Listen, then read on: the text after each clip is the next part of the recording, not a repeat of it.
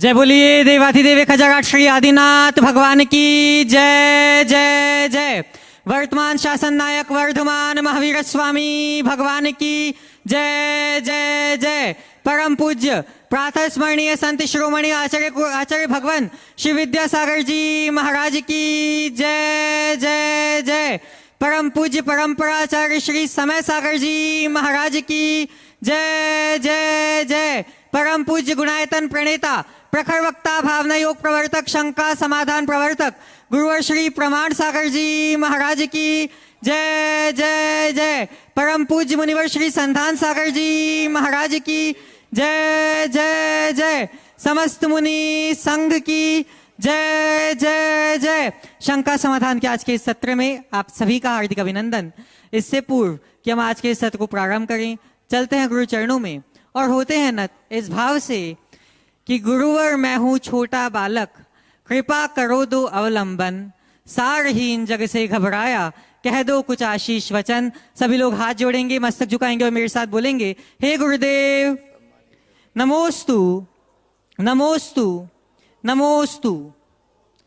बंधुओं, आज का शंका समाधान प्रारंभ और हम सभी लोग शंकाओं से मुक्त हो सके उसके लिए चलते हैं परम पूज्य मुनिवर श्री संधान सागर जी महाराज के चरणों में और निवेदन करते हैं कि हे महाराज श्री, आपके माध्यम से गुरुमुख से समाधान की भागीरथी यह प्रवाहित हो, जिसमें आप प्लावित हो कि अवगाहित हो कि हम सभी लोग शंकाओं के पेंट से मुक्त हो सके। नमोस्तु नमोस्तु नमोस्तु। चलिए चलते हैं। आज इस पावन धरा पर यह शंका समाधान का सत्र अपन प्रारंभ करते हैं और पहले इनको लेना। हाँ, और यह आज शंका समाधान का सत्र अपन प्रारंभ करें उससे पूर्व गुरु चरणों में नमोस्तु करते हुए अपन इस सत्र को ऑनलाइन प्रश्न से शुरू कर लेते हैं। 2 प्रश्न। पूज्य श्री जी चरणों में संस्कार धाम जिन चैतालय के समस्त भक्तजन नमोस्तु पूर्वक पूछ रहे हैं, श्री 1008 महावीर निर्वाण महोत्सव के अवसर पर निर्वाण लाडू कितने बजे समर्पित करना चाहिए एवं साथ में कौन कौन सी धार्मिक अन्य क्रियाएं संपन्न करनी चाहिए, कृपया समाधान करें। दिनेश रेखा जी गंगवाल अपने पूरे साथियों के साथ में शिरोमणि संरक्षक गुणायतन। देखिए, दीपावली बड़ा महत्वपूर्ण पर्व है और दीपावली को एक पर्व ही नहीं, खुशी के पर्व के रूप में देखा जाता है। सब पर्वों में खुशियां मनाई जाती हैं, लेकिन दीपावली को तो खुशी का ही पर्व माना जाता है। इसे लौकिक और पारमार्थिक दोनों दृष्टियों से मनाया जाता है, लोग मनाते हैं। जैन परंपरा के अनुसार दीपावली भगवान महावीर के निर्वाणोपरांत हम लोग मनाते हैं। एक बार मुझसे किसी ने सवाल किया, क्या भगवान महावीर के निर्वाण से पूर्व दीपावली नहीं मनाई जाती थी? तो मैंने उसका उत्तर दिया था। आज के इस प्रश्न के संदर्भ में उसे जोड़ते हुए अपनी बात को आगे रखूंगा कि ऐसा नहीं है कि दीपावली भगवान महावीर के निर्वाण के पहले जैन लोग नहीं मनाते थे। जैन लोग भी मनाते थे और रामचंद्र जी जैन परंपरा में 8वें बलभद्र के रूप में मान्य है। लंका विजय करके जब वो अयोध्या लौटे तो सारी प्रजा ने खुशी मनाई और जैनियों ने भी खुशी मनाई, क्योंकि जैनियों के हिसाब से तो मर्यादा पुरुषोत्तम 8वें बलभद्र थे। अगर इस आधार पर दीपावली के पर्व को मनाया जाता है तो जैन हमेशा उसमें साथ रहें, उसमें कोई बात नहीं। अब रहा सवाल वर्तमान में हम दीपावली कैसे मनाएं। हमारे यहाँ दीपावली भगवान महावीर के निर्वाण के उपरांत मनाई जाती है और भगवान महावीर की निर्वाण की स्थिति अमावस्या के दिन प्रत्यूष बेला में कार्तिक मासस्य किन्न चौदशीये पश्चिमे भाये पच्चू से, ऐसा आचार्य कुंद ने लिखा है। कार्तिक मास के चतुर्दशी की रात्रि में और रात्रि के पश्चिम भाग में और प्रत्यूष की बेला में, यानी चतुर्दशी की रात्रि का अंत और प्रत्यूष बेला यानी बस सुबह उठने का समय, सुबह दिन उगने का समय, वो अमावस्या का समय। तो जैन ज्योतिष के अनुसार अमावस्या या कोई भी तिथि उदय कालिक तिथि को माना जाता है। उदय काल में 6 घटी जो तिथि होती वह तिथि पूरे दिन मान्य की गई।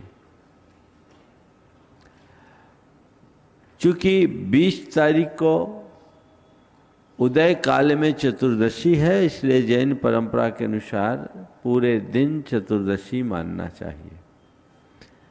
दोपहर या शाम को अमावस्या लगी, मुझे पूरा पत्रा का ध्यान नहीं है, मैंने देखा नहीं, लेकिन ऐसा जैसा जानकारी में आई और उस हिसाब से वैदिक परंपरा में विश्वास रखने वाले लोग दीपावली 20 तारीख को ही मना रहे। लेकिन सूर्योदय के समय में अमावस्या 21 तारीख को है, अतः हमें अपनी अमावस्या 21 तारीख को माननी चाहिए और अमावस्या के दिन प्रातःकाल भगवान महावीर का निर्वाण महामहोत्सव मनाना चाहिए। आप सब लोग उसी अनुरूप मनाएं, हम लोग भी उसी तरीके से मनाएंगे। प्रत्यूष बेला में एक समय था जब लोग रात अंधेरे में, एकदम सुबह भोर अंधेरे लोग लाडू चढ़ा देते थे, लेकिन प्रत्यूष बेला है, पच्चूसे शब्द है, तो निर्वाण के उपरांत, दिन निकलने के उपरांत ही लाडू चढ़ाना चाहिए, अंधेरे में लाडू न चढ़ाएं। आप अपनी धार्मिक विधि क्या करें तो हमारी मूल आराधना तो प्रातःकाल भगवान महावीर के निर्वाण महामहोत्सव में पूरी हो जाती। जिस दिन भगवान को निर्वाण हुआ उसी दिन गौतम स्वामी को केवल ज्ञान हुआ, तो शाम के समय में हम गोधूली बेला में भगवान महावीर के प्रधान शिष्य मुख्य गणधर गौतम स्वामी के निर्वाण की केवल ज्ञान का महोत्सव मनाते हैं और उनके लिए दीप उत्सव करते हैं, क्योंकि उन्हें केवल ज्ञान की ज्योति प्रकट हुई। इसलिए ज्ञान की पूजा जो सरस्वती पूजा के रूप में माना जाता है, महावीर अष्टक आदि पढ़ करके शाम के टाइम में घरों में करते हैं और वहाँ आप 16 कारण के प्रतीक स्वरूप 16 दीप जलाते हैं और कई लोग उनमें 4 बातियां लगा करके 64 रिद्धि के प्रतीक भी बना लेते हैं। तो जो हमारी परंपरागत व्यवस्था उसके अनुसार ये शाम के समय में सूर्यास्त से पूर्व अपना भगवान की पूजा आराधन आदि की क्रियाएं कर लेनी चाहिए। बही खाता आदि में भी जो पूजा आप लोगों को पूजा आदि करने की परंपरा है शुद्धि करने की, वह भी दिन में ही करनी चाहिए, रात्रि में करने का जैन धर्म के अनुसार औचित्य नहीं है। सिंह लग्न को लोग स्थिर लग्न मानते हैं, लेकिन केवल सिंह लग्न ही स्थिर लग्न नहीं है, दिन में भी स्थिर लग्न होते हैं। और सबसे उत्तम तो मैं आप सबसे ये कहूँगा, ये लौकिक पूजा है। किसी को भी पूजा करना, मंदिर में लाडू चढ़ा के आओ और अपने प्रतिष्ठानों में जो पूजा पाठ करना है कर लो, काम खत्म। मुहूर्त के चक्कर में पड़ने से कोई फायदा नहीं है। अपना अनुष्ठान करना है, उसके पीछे केवल एक ही प्रयोजन है कि हमारे प्रतिष्ठान में हमारी प्रतिबद्धता बनी रहे नीति न्याय से चलने की और नकारात्मकताएं दूर हो जाए, इसलिए पूजा पाठ किए जाते हैं। ऐसा मत सोचना कि अगर हम पूजा करेंगे तभी धंधा चलेगा। पूजा करने वाले और दिवाली की पूजा करने वाले लोग बहुत लिमिटेड हैं। बहुत सारे ऐसे लोग हैं जो दीपावली को मानते भी नहीं हैं पर उनका धंधा बहुत अच्छा चलता है। इसलिए ऐसी अवधारणाओं से मत जुड़ो, अपनी सांस्कृतिक परंपरा को समझते हुए अपनी पूजा आराधना आदि करो। हाँ बंधुओं, आज अपने बीच में डॉक्टर मेधावी जी जैन दिल्ली संस्थापक जो हैं धर्मा फॉर लाइफ, जोरदार तालियों से उनका स्वागत करें। और मैं चाहूँगा वे गुरु चरणों में नमोस्तुपूर्वक वे अपना प्रश्न, हाँ, और सुरेश जी आईएएस यहाँ के संस्थापक फाउंडर, साथ में ही और भी अन्य साथीगण, एक बार जोरदार ताली बजा दीजिए। वे अपना प्रश्न गुरु चरणों में करें। नमोस्तु आचार्य श्री, सभी को जय जिनेन्द्र। आचार्य श्री, मेरा एक प्रश्न है कि जो दिगंबर जैन फिलॉसफी है वो बहुत बड़े बड़े स्कॉलर्स ने भी अध्ययन के बाद, जिन्होंने सर्वधर्म अध्ययन करने के बाद भी उन्होंने ये निष्कर्ष निकाला कि जो दिगंबर जैन फिलॉसफी है वह सर्वोच्च का मार्ग दिखाती है और सबसे ज़्यादा रैशनल है, सबसे ज़्यादा डीप है। तो यदि हम देखते हैं कि उस हिसाब से भारतवर्ष में एकेडमिक, अगर हम अकादमिक शिक्षा की बात करते हैं जैन दर्शन की, तो हमारी यूनिवर्सिटीज़ में बहुत सारी चेयर्स होनी चाहिए उस हिसाब से। लेकिन हम देखते हैं कि अभी हमारे यहाँ पर मंदिरों में बहुत पैसे खर्च किए जा रहे हैं, जो कि बहुत अच्छी बात है। जैन समाज के लोग जैसे मंदिर बनाते हैं, मतलब मुझे लगता है कि युवा वर्ग भी बहुत प्रभावित होता है। ऐसे मंदिर कहीं नहीं देखते हम बनते हुए। किंतु सिर्फ हमारी रिस्पॉन्सिबिलिटी क्या यहीं समाप्त हो जाती है, या हमें जो एकेडमिक, जो अकादमिक शिक्षण है उसको भी प्रमोट करना चाहिए? तो इस सिलसिले में जैसे ISJS एक ऑर्गेनाइजेशन है, international school for Jain studies, जो उन्होंने US से स्टार्ट किया था, और आज कई देशों में, विश्व के 40 यूनिवर्सिटीज़ में जैन चेयर्स खुल चुकी हैं। लेकिन हम देखते हैं कि यहाँ पर भारतवर्ष थोड़ा पीछे रह जाता है। तो इसका क्या समाधान है? इसके लिए आप समाज को कैसे गाइड करेंगे? पहले तो मैं चाहूँगा मेधावी जी का जोरदार अभिनंदन कर दें। मेरे पास तो शायद पहली बार आई हैं, लेकिन सुरेश जी के माध्यम से इनकी जानकारी मिली। ये एक अच्छी विदुषी है, आपने इनके प्रश्नों से ही अनुमान लगाया होगा।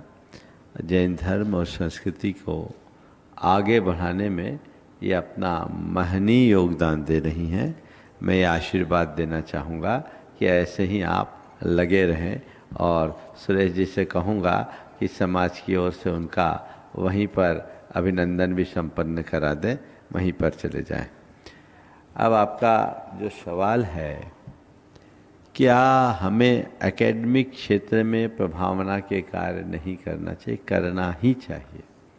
ये बात सत्य है कि हम लोग इस क्षेत्र में थोड़े पीछे रह गए, हमने इधर ध्यान कम दिया। आज भी जो हमारे सोर्स हैं वे बहुत कम दिखते हैं, लेकिन अब जागरूकता आई है, लोग आगे बढ़े और आगे बढ़ करके ऐसे कार्यों को संपादित करें तो सुनिश्चित रूप से इसके सुपरिणाम आएंगे। और मैं तो कहूँगा आप जैसे विद्वान इस विषय में, इस क्षेत्र में आगे आए और आगे बढ़ करके सबका मार्ग प्रशस्त करे, जिससे एक अवसर हम सबको मिल सके जैन तत्व ज्ञान को जगत व्यापी बढ़ाने का।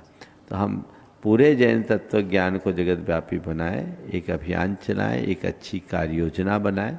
जागरूकता आई है, लेकिन ये बात सत्य है, अभी हमें और प्रयत्न करने की आवश्यकता है। बहुत धन्यवाद। महाराज श्री, एक छोटा सा प्रश्न और था।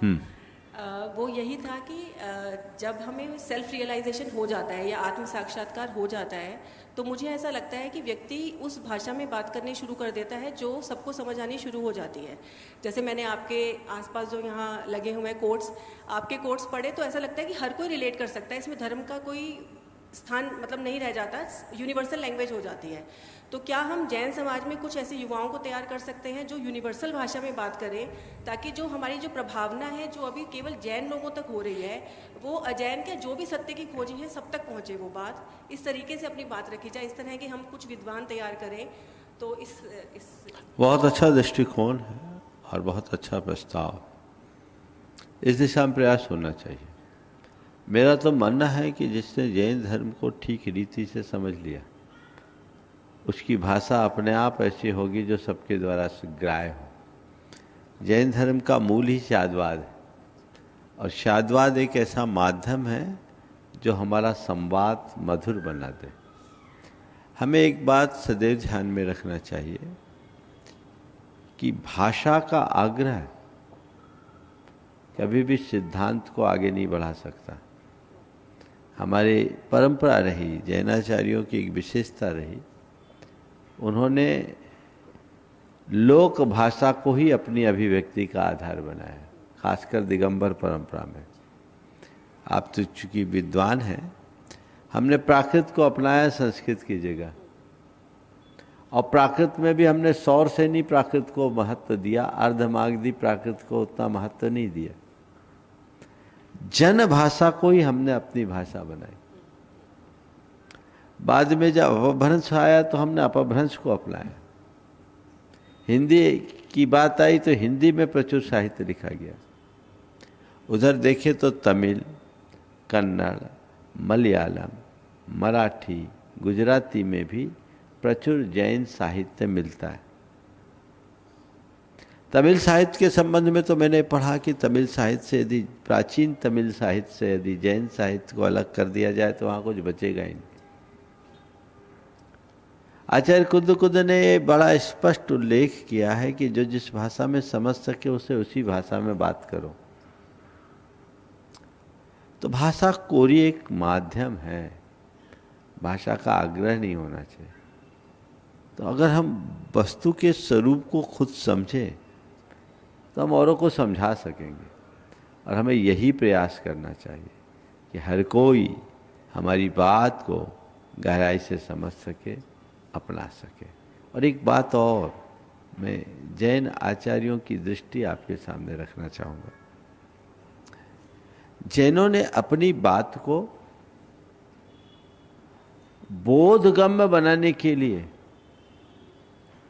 उसे गेय बनाया, गाने योग्य बनाया, गाथाएं लिखी। समय सार गाथाबद्ध है, यानी गुनगुनाते हुए आत्मा का बोध प्राप्त कर ले। अन्य परंपराओं में सूत्रबद्ध ग्रंथों की बहुलता है, ऋचाएं हैं, लेकिन उनमें उतना सुबोधपना नहीं है। गाथाएं सुग्राह्य है, तो हमें उनसे सीख लेनी चाहिए। मैं तो जब आचार्य कुंद आदि को पढ़ता हूँ तो मन में यही आता है कि जितनी सरलता से इन्होंने हमें बात समझाई है, हमें उसे उतने अच्छे से समझना चाहिए और औरों को उसी रीति से समझाने का प्रयास करना चाहिए। अपने विद्वत्ता को प्रकट करना हमारा लक्ष्य ना होकर विषय को संप्रेष्य बनाने का ध्येय होना चाहिए। हम कैसे लोगों तक पहुंचाएं, और यदि हम युगानुरूप विवेचना करने में समर्थ होते हैं, सुनिश्चित रूप से बहुत अच्छा परिणाम पा सकते। ठीक है, बच्चे और कुछ पूछना चाहेंगे क्या? चलिए, सुरेश जी जैन IAS, वे अपना प्रश्न गुरु चरणों में करें। संस्थापक श्री विद्या सागर प्रबंध विज्ञान संस्थान, और उसके बाद में तैयार रहेंगे अपने बीच में जो आज गुरुकुल से जुड़े हैं, मोहित तानिया मीमांसा जैन गुरुकुल प्रेमी। परम पूज्य गुरुदेव, आज हमने अपना इस गुरुकुल की ओर से, विद्यासागर इंस्टीट्यूट ऑफ मैनेजमेंट की ओर से डॉक्टर मेधावी जैन, जो सुप्रसिद्ध प्रकृति प्रेमी हैं, लेखक हैं, यूट्यूबर हैं, पॉडकास्टर हैं, 15 वर्षों से जैन दर्शन का सतत शोध तथा प्रभावी ढंग से प्रचार प्रसार कर रही हैं। उनकी दशाधिक पुस्तकें, 25 से अधिक गहन शोध पत्र तथा सहस्त्रों कविताएं प्रकाशित हो चुकी हैं। वे आचार्य बाहुबली सिद्धांत ज्योति महिला मंडल को नेतृत्व प्रदान करती हैं और उसके सदस्यों को जैन संस्कृति की शिक्षा प्रदान करती हैं। विविध राष्ट्रीय सम्मानों से विभूषित डॉक्टर मेधावी जी धर्मा फॉर लाइफ की संस्थापक हैं। आज हम उनके और उनके पति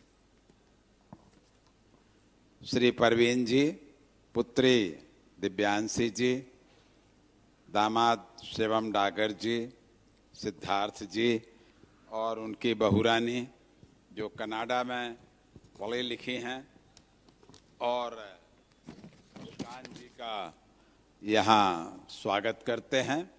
आपसे आग्रह है कि इसी प्रकार से आप हमारे संस्थान परिसर में आते रहें और हमको अपना मार्गदर्शन सहयोग देते रहें। गुरुदेव, आज मैं अपने जीवन के 80 वर्ष पूरे कर रहा हूँ। इस अवसर पर एक कोई संदेश, कोई अच्छी बात जो आप मुझे बताना चाहें, मैं उसका पालन पूरी तरह से करने का प्रयास करूंगा और आपके गुरु चरणों में हमको आश्रय सदैव मिलता रहे, आपका स्नेह मिलता रहे। बहुत बहुत धन्यवाद। पहले तो मैं चाहूँगा एक बार सुरेश जी का जोरदार अभिनंदन कर दें। वे जब कह रहे हैं कि मैं 80 वर्ष में प्रवेश कर रहा हूँ, तब लगता है कि 80 वर्ष के निकट पहुँच गए। देखने में तो ऐसा लगता अभी भी ये 60 के ही, और ऐसे ही बने रहे। आपने पूरे जीवन धर्म, संस्कृति और समाज के लिए महत्वपूर्ण काम किया है। सुरेश जी, अब मैं आपसे कहता हूँ, अब जो समय बचा है इस सब को अपने आप के लिए समर्पित करने का लक्ष्य बनाइए। आचार्य समंतभद्र महाराज की उक्ति को आत्मसात करते हुए कि अंतः क्रियाधिकरणम तपा फलम तपस्विन सकल दर्शन स्तुते तस्मात् यावद विभुवम समाधि मरणे प्रयतितव्यम। इस नरभव को सार्थक बनाने का इसके अतिरिक्त और कोई मार्ग नहीं। अपने जीवन में जितने शुभ संयोग मैंने प्राप्त किए, अब उसका सही प्रयोग करने का क्षण आ गया है। तो बस ये भावना भाइये, लक्ष्य बनाइए, उसी अनुरूप अपना पुरुषार्थ जगाइए, ताकि मोक्ष मार्ग के अनुकूल प्रवृत्ति बन सके और ऐसा किया जा सके। अगला प्रश्न कर रहे हैं मोहित तानिया मीमांसा जैन, जो आज गुरुकुल प्रेमी से भी जुड़े। एक बार जोरदार ताली बजा दीजिए इनके लिए। और मैं चाहूंगा आज जिन्होंने गुरुकुल से जुड़ने का सौभाग्य प्राप्त किया है, उनका सम्मान यहाँ पर महावीर जी सिंगड़ी और राकेश जी लोहाड़िया पहुंच जाएं वहीं पर, और उनका सम्मान वहीं पर कर देंगे। उसके बाद में तैयार रहेंगे देवेंद्र रूपाली, रिद्धि पहल जैन मैयर, जो गुणायतन ट्रस्टी। नमोस्तु गुरुदेव। इच्छामि महर्षि, मेरा प्रश्न ये है कि मैं कई देशों में जा चुका हूँ, पर अपना जैन धर्म इतना प्राचीन है, तो इसके अवशेष भारत के बाहर, मतलब एशिया के बाहर ज़्यादा नहीं मिलते हैं, ऐसा क्यों? देखिए, बहुत अच्छी बात आपने की है कि जैन धर्म के अवशेष एशियाई देशों से बाहर नहीं मिलते। इसकी कई वजह मुझे समझ में आती है। मूल वजह तो मुझे ये दिखती है कि कोई भी धर्म अपने प्रवर्तकों से ही बाहर जाता है। हमारे तीर्थंकर जैन धर्म के प्रवर्तक रहे। हमारे जैन तीर्थंकरों या मुनियों के जीवन की कुछ सीमाएं रही। हम समुद्र में यात्रा नहीं कर सकते। थल मार्ग से जहाँ तक पहुँचना संभव हुआ वहाँ तक तो पहुँच गए। जल मार्ग से जाना शास्त्रीय नहीं है, इसलिए नहीं पहुँच पाए। तब जब हमारे प्रवर्तक ही नहीं पहुँच पाए तो जैन धर्म कहाँ से जाएगा? सिकंदर यूनान में कालानस के नाम से कल्याण मुनि को ले गया, ऐसी चर्चाएं आती है, उसके कुछ प्रमाण भी हैं। तो कुछ पहुँचे, लेकिन जो थल मार्ग से जाने वाले संभव थे वहीं जा पाए, जल मार्ग से नहीं जा पाए। दूसरी बात, जैन मुनि की चर्या के अनुरूप जो जलवायु होनी चाहिए वो सब जगह सुलभ नहीं, इसलिए भी जैन मुनि नहीं जा पाए। ये कुछ ऐसे कारण हैं कि जैन धर्म विश्व के एक हिस्से तक सिमट कर रह गया। लेकिन जहाँ रहा बड़ा लोकप्रिय रहा और बड़े प्रभाव के साथ रहा। प्राचीन इतिहास इस बात का प्रमाण है। लेकिन वर्तमान युग को मैं एक स्वर्णिम युग के रूप में देखता हूँ। मुझे लगता है कि जो कार्य तीर्थंकरों के युग में नहीं हुआ वो 20वीं और 21वीं शताब्दी में हो रहा है। जो कार्य मुनिगण नहीं कर पाए वो आप जैसे श्रावकों के द्वारा हो रहा है। आज 7 समुंदर पार जगह जगह जैन मंदिर बन रहे हैं। ये बहुत शुभ चिन्ह है, ये बड़ा शुभ लक्षण है। आज अमेरिका में, यूरोप में, अफ्रीका में, ऑस्ट्रेलिया में, अरब देशों में और अन्य एशियाई देशों में भी अनेक स्थानों में जिन मंदिर स्थापित हो गए, जहाँ नहीं हो पाए वहाँ चैत्यालय विराजमान है, यानी भगवान तो चले ही गए। ये एक शुभ समय है, एक अच्छे परिणाम का संकेत है। हमें इनका स्वागत करना चाहिए और इस दिशा में हमें आज के दौर में जितना बन सके प्रयत्न करना चाहिए। कहीं कहीं माया संस्कृति जो है, जो अमेरिका में है, उससे भी लोगों ने जोड़ा है कि ये जैन संस्कृति से कहीं न कहीं मेल खाती। हालांकि अभी उस पर और बहुत शोध अपेक्षित है, लेकिन ये बात सत्य है कि प्राचीन काल में जैन बहुत छोटे भाग में सिमट के रहे। नमस्ते हाँ बंधुओं, हाँ एक मिनट हाँ, आपको भी एक प्रश्न और कर रही हैं। ठीक। आने कर रही। महाराज नमस्ते महाराज जी आजकल एक वर्ड चल रहा है, हम लोग गर्भ संस्कार तो कर लेते हैं पर उसके बाद एक चीज बोलते हैं पोस्टपार्टम डिप्रेशन। हर माओ को आजकल एक वर्ड चल रहा है कि बेबी होने के बाद आपको एक डिप्रेशन हो जाता है।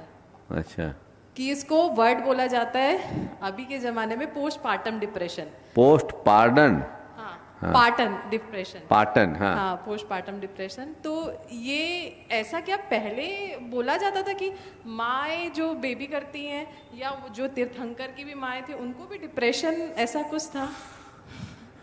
डिप्रेशन बोल रही कि प्रिपरेशन बोल रहे? डिप्रेशन। हाँ, ये आजकल महाराज जी मतलब बहुत वायरल है और कॉमन है कि आपका बेबी हुआ है, आप डिप्रेशन में होंगे, आपको अच्छे से रखा जाएगा। इसका कारण है, देखो, पहले हम सहजीवन से जीते थे, संयुक्त परिवार होते थे, प्रेम, परस्परता, बंधुत्व, आत्मीयता हमारे रगों में घुले हुए थे। तो पहले बच्चे पैदा करने वाले को पता ही नहीं लगता था, बच्चा पैदा कोई करता था, पालते कोई और थे। एक बार एक दिन एक ने कहा, जिनके 8 बेटे और 4 बेटियां थी, 12 थे, ऐसी चर्चा में कही कि मरा हमें तो पता ही नहीं लगा, हमारे बच्चों ने ही बच्चों को पाल लिया। ये समय था। और उनने बोला, महाराज जी हमारी डिलीवरी ऐसी हुई कि आधा घंटे पहले हमने चक्की चलाया और तुरंत बच्चा हो गया। लाइफ स्टाइल वैसी थी, बड़ा भरा पूरा परिवार होता था तो कोई समस्या ही नहीं आती थी। अब एक बच्चा है, अब घर में है कौन मियाँ बीवी के अलावा? दादा दादी को जगह नहीं है, नाना नानी ज़्यादा दिन टिक नहीं सकते, आ गए तो थोड़े दिन के लिए आ गए डिलीवरी के दौर में, थोड़े दिन ज़्यादा रुक जाए तो वो भी दिक्कत दे देते हैं। तो फिर वो जो समस्या है न्यूक्लियर फैमिली के कारण उत्पन्न हुई है, जो मन में डर, और एक ही बच्चे, अब तो 2 भी नहीं चाहते लोग, बहुत विचित्र स्थिति आ गई, और कुछ तो वो भी नहीं चाहते, अब तो विवाह करने को लोग तैयार नहीं हो रहे। तो ये जो चीज़ें हैं इस पर बहुत ही गंभीरता से विचार करना चाहिए। कोई ऐसा डिप्रेशन जैसा कारण अगर आज आ रहा है तो ये विचारणीय है, पर मेरा मानना है संतान के गर्भ में आने के पहले से ही आप उसका आह्वान करो, भावना योग करो और 9 महीने नियमित भावना योग करो, डिप्रेशन कभी हावी नहीं होगा और संतान भी बहुत प्रसन्नता से जिएगी। बंधु अपने बीच में आज गुणायतन ट्रस्टी इंजीनियर श्री देवेंद्र जी रूपाली जी, रिद्धि पहल जी जैन, अल्ट्राटेक जो लखनऊ से अपने बीच में है, जोरदार तालियों से उनका सम्मान करें, जिनकी दोनों बेटियां प्रतिभा स्थली में हैं। और चाहूंगा नरेंद्र जी पिंडरई वहीं पर जाकर उनका सम्मान कर देंगे। वे अपना प्रश्न गुरु चरणों में करें। द्वि मुनिराजों को नमोस्तु नमोस्तु नमोस्तु। और उसके बाद में तैयार रहेंगे काशवी जैन, सौरभ जैन, दीपा जैन, अवधपुरी। महाराज जी, हमारा एक आजकल की जो परिस्थितियां हैं, आजकल की जो स्थिति बनी हुई है, उसमें अभिभावक की क्या भूमिका होनी चाहिए? फिर से बोलो। महाराज जी, आजकल जो परिस्थितियां हैं, आजकल का जो परिवेश है, उसमें अभिभावकों की क्या भूमिका होनी चाहिए? और आजकल का जो परिवेश है उसमें जो चुनौतियां आ रही हैं बच्चों को पालने के लिए, जो भी है, उससे हमें कैसे मतलब अपने आप को मजबूत रखना है? तो ये थोड़ा सा मेरा मार्गदर्शन। देखिए, बड़ा ज्वलंत सवाल है। समय का परिवर्तन, पीढ़ियों का बदलाव, और चीज़ें जब बदलती तो बहुत सारी चीज़ें बदल जाती है। ये बदल रही है। ऐसे परिवर्तन के दौर में हमें बदलाव को स्वीकारना चाहिए और भटकाव से बचना चाहिए। हम लोगों के साथ सबसे बड़ी कठिनाई ये है कि हम बदलाव को स्वीकारते नहीं और भटकाव को रोक नहीं पाते। बस यही हमें विचारना है। चीज़ें ठहरने वाली नहीं, हम ठहराव चाहेंगे नहीं आएगा। जो बदलाव है उसे युग सापेक्ष परिवर्तन मानकर स्वीकार करो और एक बात अपने मनमानस में बना लो, बिठाल दो कि हमारा ऊपरी व्यवहार बदले तो कोई खास परिवर्तन नहीं, पर हमारी मान्यता बदल जाए तो कभी अच्छी बात नहीं है। हमारी मूलभूत अवधारणा नहीं बदलनी चाहिए, हमारी श्रद्धा अखंड होनी चाहिए, हमारे सिद्धांत अक्षुण्ण होने चाहिए, तब हम सुरक्षित होंगे। तो आज बदलाव के नाम पर भटकाव है। बस एक पंक्ति में कहूँगा, बदलाव को स्वीकारते जाओ, भटकाव को रोकते रहो, बचाते रहो। नमोस्तु।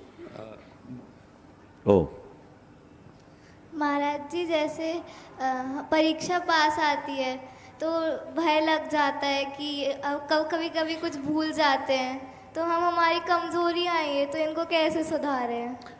देखो, अगर हमने मन लगा के पढ़ाई की तो डरने का क्या काम? पहली बात, परीक्षा में क्या पूछा जाएगा? जो हमने पढ़ा वही ना, जो हमारे टेक्स्ट बुक में वही पूछा जाता है कि उससे बाहर, सिलेबस से बाहर पूछा जाता है क्या? जो हमारे सिलेबस में उसको हमने पढ़ लिया है, तो डरने का क्या काम? मन लगा करके पढ़ोगे तो कभी डर नहीं आएगा, और जो मन लगा करके नहीं पढ़ते वो डरेंगे कि भैया अब क्या होगा, अब क्या होगा, क्या होगा। तो पहली बात, अपने को मन लगाकर पढ़ना है, तो डरने का सवाल नहीं।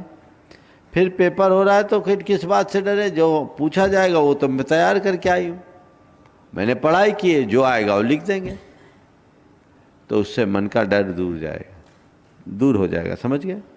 और एक और तरीका है, लिखना शुरू करने के पूर्व गहरी सांस लो।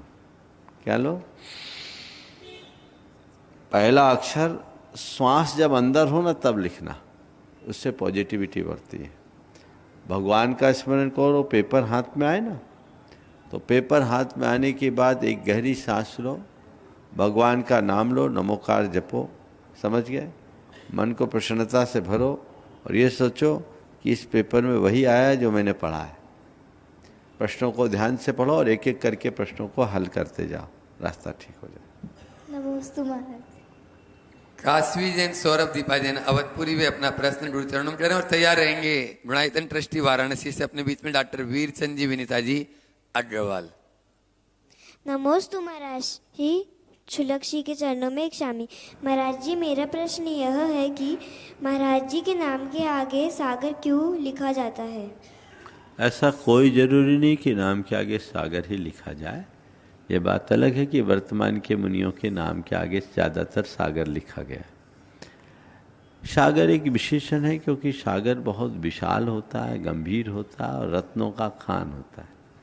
तो मुनियों में सागर जैसी विशालता है, गंभीरता है और गुण भरे, इसलिए उनके नाम के साथ सागर रखा जाता है। डॉक्टर वीरचंद जी विनीता जी अग्रवाल वाराणसी गुणायतन ट्रस्टी भी अपना प्रश्न करें। उसके बाद में सुभाष जी पाटनी नासिक तैयार रहेंगे। गुरुवर के चरणों में कोटि कोटि नमन। गुरुवर, आचार्य श्री कहते थे कि मेरे शिष्य मेरे फोटो कॉपी नहीं है, बल्कि मेरे शिष्य आचार्य श्री कहते थे कि मेरे शिष्य मेरे फोटो कॉपी नहीं बल्कि ओरिजिनल कॉपी हैं।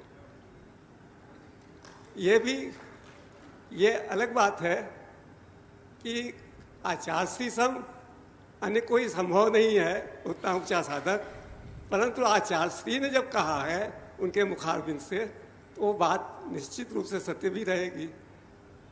और आज हम प्रत्यक्ष देख भी रहे हैं। आज ये समोसरण, महावीर भगवान जैसा समोसरण हम सब प्राप्त कर रहे हैं, जिसमें कि महावीर भगवान में देश दुनिया सब प्रांत छोड़ करके सभी जीव पहुँचते थे, भाषा धर्म संप्रदाय सब छोड़ के पहुँचते थे।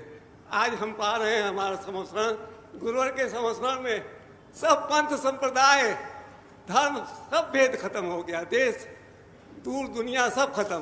दूर बैठे लोग जैसे महावीर की वाणी श्रवण करते थे, आज सब श्रवण कर रहे हैं। ओ, सवाल करो जल्दी से। गुरुवर, मेरा प्रश्न ये है कि ये आज जो गुरुवर ने कहा है तो ये सत्य ही है। और आप जैसे आज देखो, मेरा प्रश्न गुरुवर, मेरा प्रश्न ओम शांति शांति शांति, औरों को भी मौका दो भाई, है ना। ओम, आपने जो अभी बात रखी, गुरुवर ने यदि ये कहा है कि ये मेरी फोटो कॉपी नहीं ओरिजिनल कॉपी है, तो ये उनका बड़प्पन है, पर मैं ऐसा नहीं मानता। मैं ये नहीं कहता कि हम लोग गुरुदेव की ओरिजिनल कॉपी हैं, क्योंकि गुरुदेव ऐसी थी जिसकी कॉपी हो ही नहीं सकती। जिसकी कॉपी नहीं हो सकती, फोटो कॉपी कहाँ से होगी? समझ गए? वो इस धरती के इकलौती विभूति थी, इकलौती विभूति है, इकलौते हैं, उसमें कुछ सोचने की बात नहीं। हाँ, लेकिन मैं गुरुदेव के वाक्य को काटना भी नहीं चाहता, थोड़ा सा परिवर्तन कर सकता हूँ। हम लोग गुरुदेव की ओरिजिनल फोटोकॉपी नहीं, हम लोग गुरुदेव की ओरिजिनल कृति हैं। समझिए, कृति हैं, उनने हमें गढ़ा है। समझ गए? तो कृति से कृतिकार का पता चलता है, और कृतिकार हमेशा कृति से ऊंचा होता है। आप लोग बोलते तेरी प्रतिमा इतनी सुंदर तो कितना सुंदर होगा। उनने कृतियां गढ़ी है, और एक दो नहीं, सहस्रों की तादाद में। ये हम सबका सौभाग्य है कि हमें उनके कृपा पात्र बनने का अवसर मिला। समझे? तो हम उससे लाभान्वित हो रहे हैं, उसी अनुरूप कार्य करें। सुभाष जी पाटनी नासिक में अपना प्रश्न करें और तैयार रहेंगे आरना अमृता नितिन सुरभीन क्लेव भोपाल। थोड़ा शीघ्रता करें, टाइम बचाएं। बोलें सुभाष जी, अपना प्रश्न बोलें।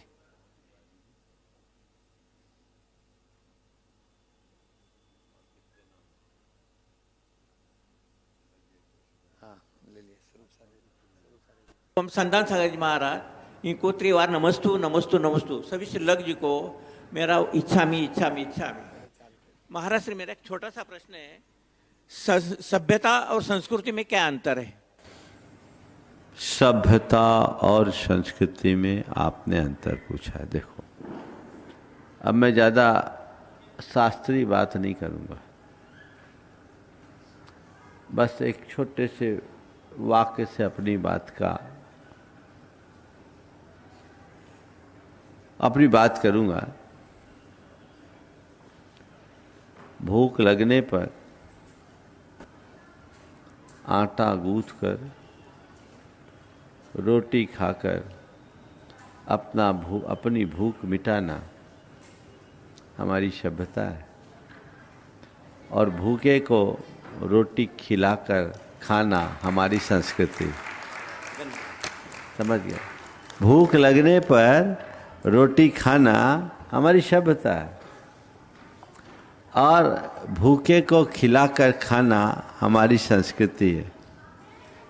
तो सभ्यता और संस्कृति, सभ्यता हमारे जीवन का रास्ता दिखाती है, और संस्कृति हमारे जीवन का निर्माण करती है। सभ्यता से जीवन का निर्वाह होता है, और संस्कृति हमारे जीवन में निखार लाती है। यह आरना जैन अपना प्रश्न करें और सपना जी जैन नासिक तैयार रहेंगे। दोनों मुझे राजों के चरणों में त्रैबार नमोस्तु नमोस्तु नमोस्तु। छुलक जी के चरणों में क्षामी क्षामी क्षाम।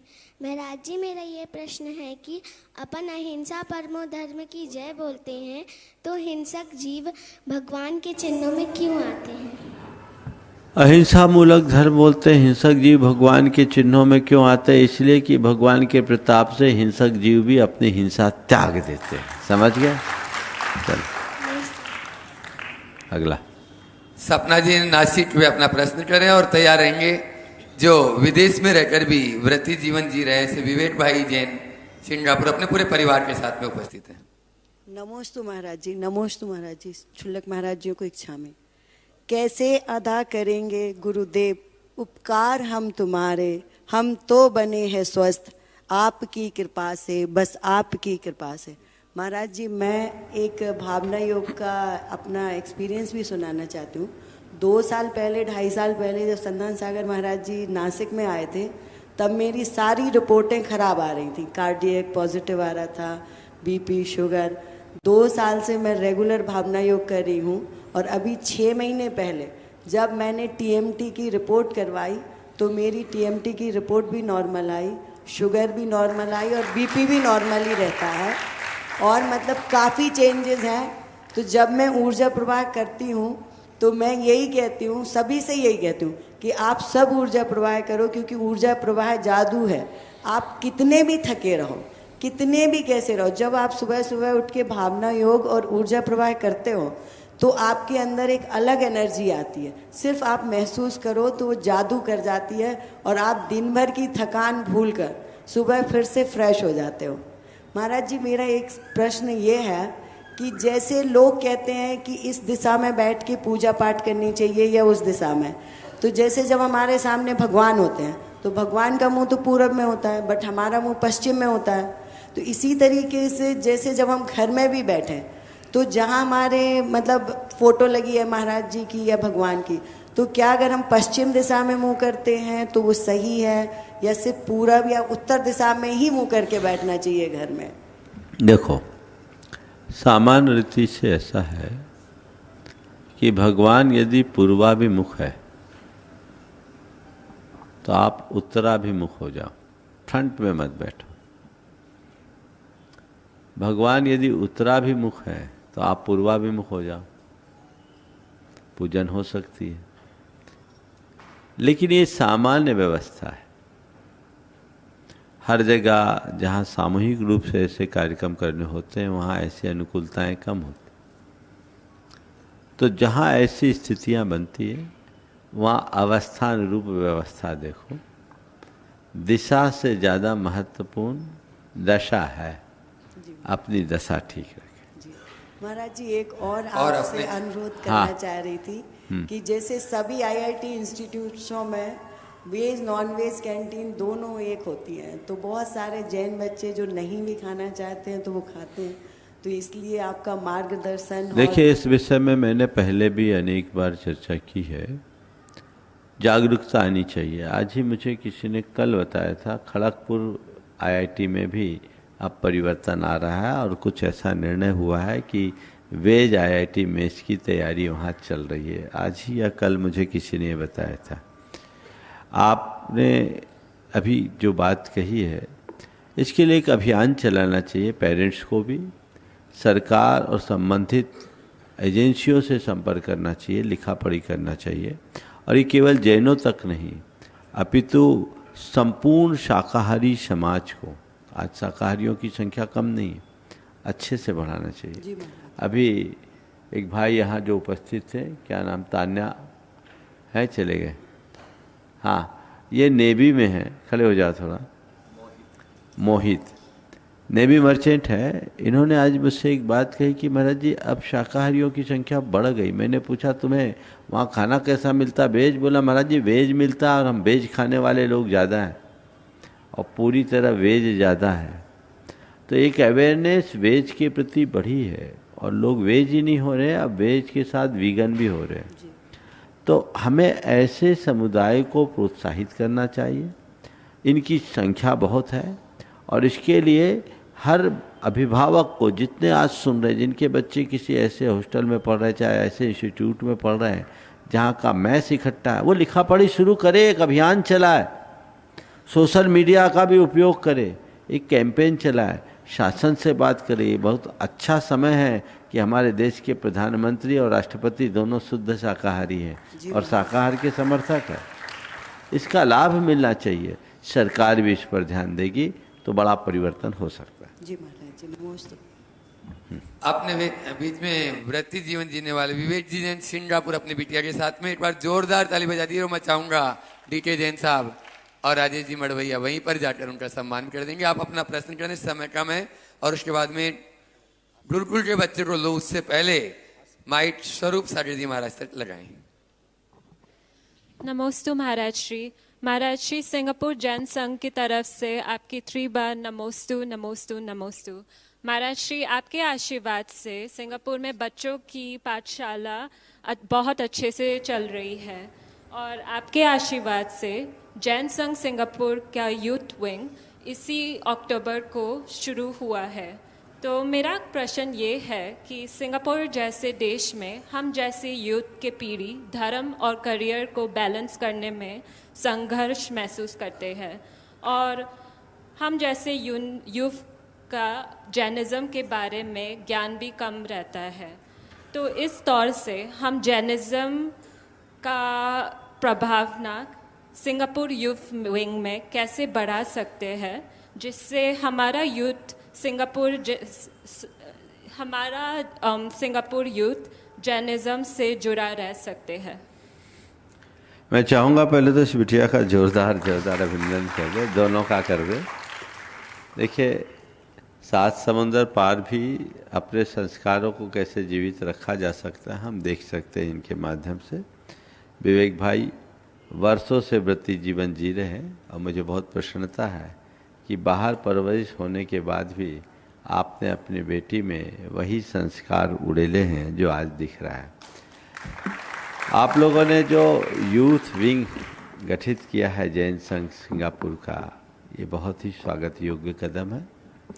युवाओं को अगर कैरियर और धर्म के बीच जो संघर्ष दिखता है, उन्हें समझना चाहिए कि धर्म से कोई संघर्ष नहीं होता, अपितु संघर्ष का अंत होता है।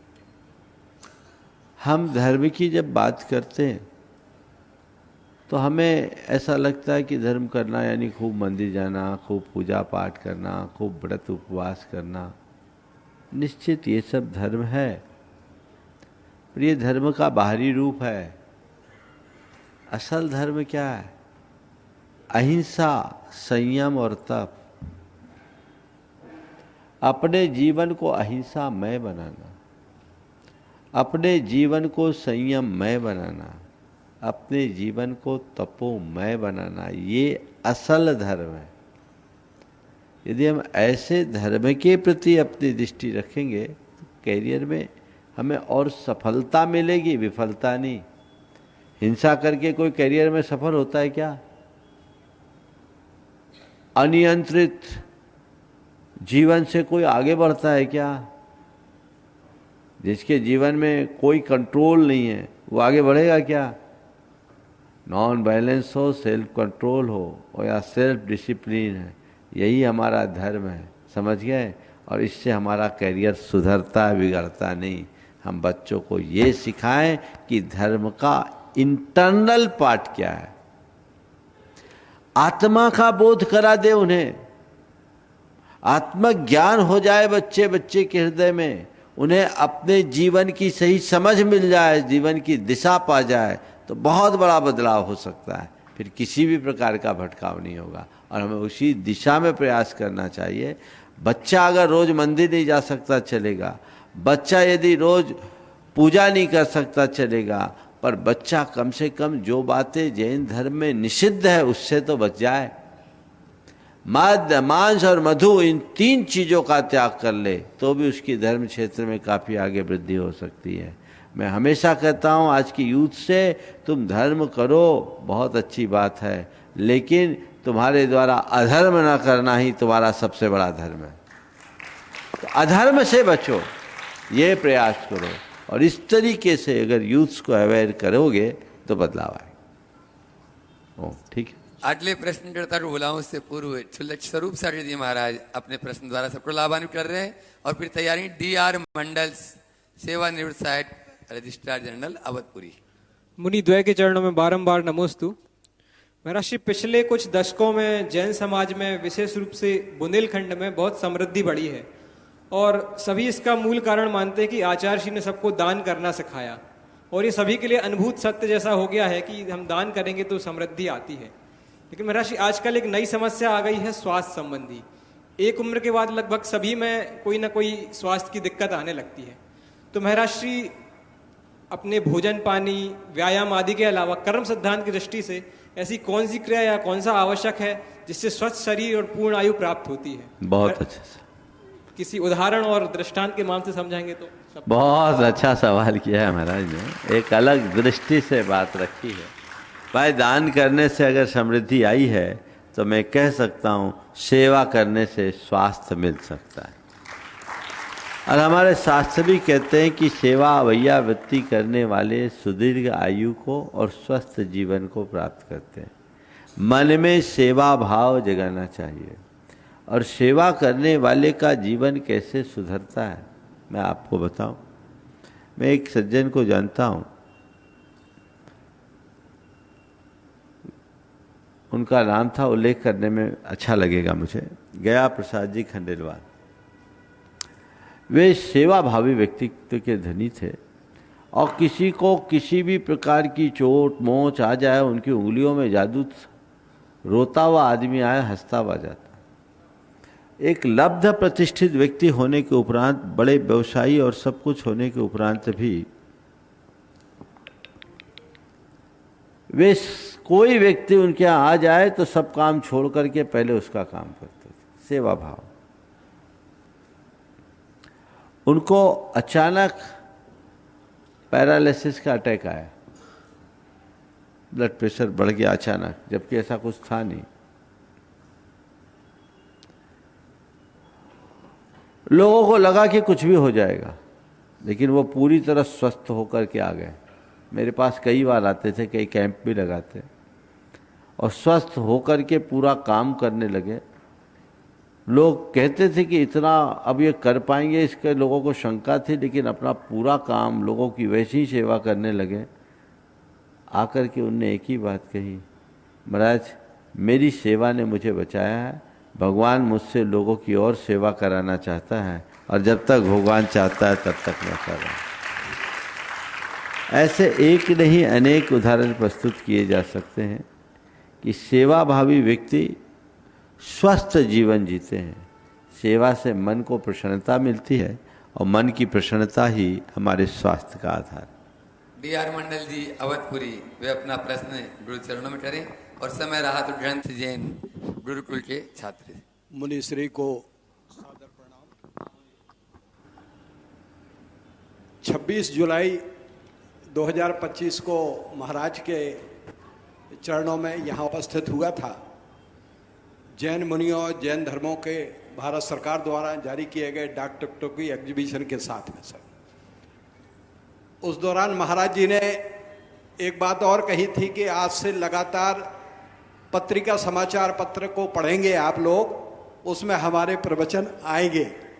तो उस दिन से मैं पत्रिका की डेट वाइज जो है कलेक्शन हर दिन का न्यूज़पेपर का 26/7 से लेकर के आज की तारीख तक का इकट्ठा किया हुआ है सर।